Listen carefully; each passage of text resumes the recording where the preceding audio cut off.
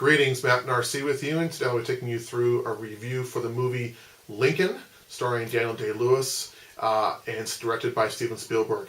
You know, my regular job when I'm not doing here and I'm not surrounded by the wonderful collectible room that I have, I am a teacher and I teach U.S. history to 7th and 8th grade students. And the one thing that my students always ask me about is the Civil War. And they have a lot of questions about the Civil War, why so many people sacrificed their lives, and what was the role of Lincoln during that time. And I'm happy to say that this movie is one of the best of the year. Daniel Day-Lewis is absolutely Lincoln. The film is basically about how Lincoln tries to get the 13th Amendment passed, which is an amendment banning slavery. And it really focuses on the last few months of his life when that debate in the House and the Senate is really, really fierce. He enlists people who he doesn't necessarily associate with, and including Thaddeus Stevens, played by, and you're going to miss the name, Tommy Lee Jones, thank you very much. And he is an excellent supporting actor in this film.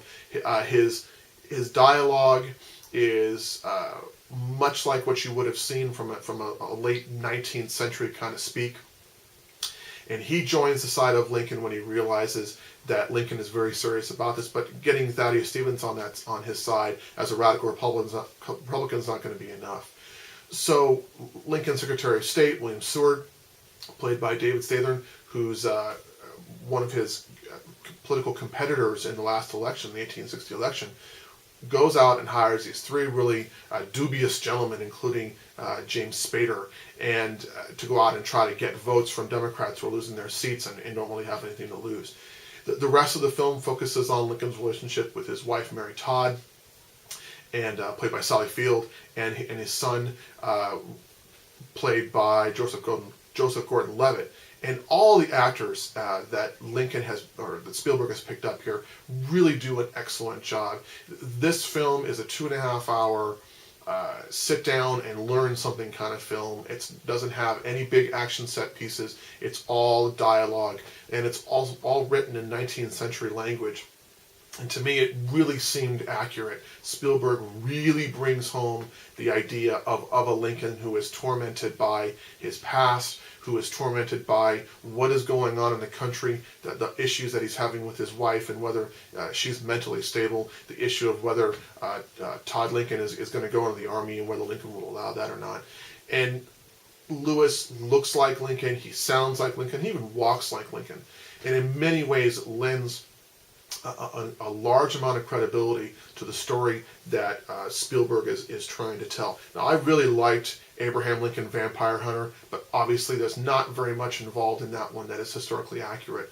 I recommend both of them, although I think, obviously, Spielberg's Lincoln, it should clean up at the Oscars. If it doesn't, there's something wrong with you people who work at the Oscars, because it is an excellent film. It's 2.5 hours long.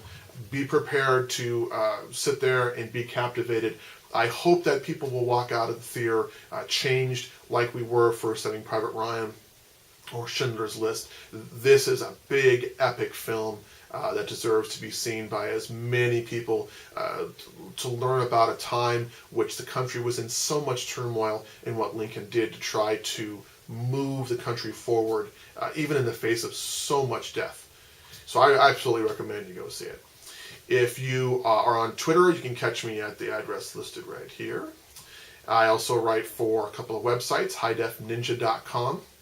A lot of the film reviews I do are through sandwichjohnfilms.com, so thanks, John, for giving me the love there. I also write for a site called onepercase.net, where we write about everything cool and everything awesome. So this is Matt Narcy. Peace!